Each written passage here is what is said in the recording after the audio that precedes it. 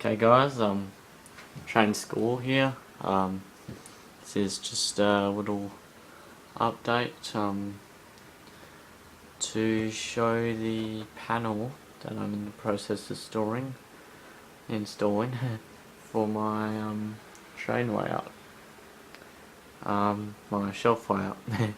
So today I just took out the old panels, which were these, and I've put in a new one, secured by some screws just in the wall there, wall plugs obviously, and there's a shelf bracket, another shelf bracket up there, and all the wiring and stuff.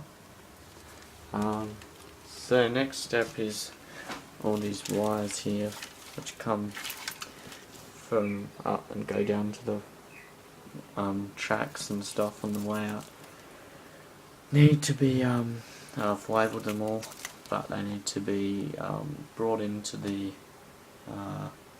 side of the panel so that we can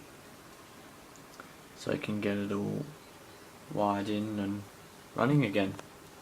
So yeah, hopefully it should be running again.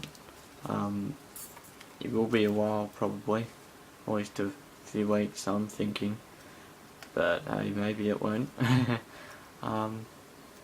So yeah, thanks for watching.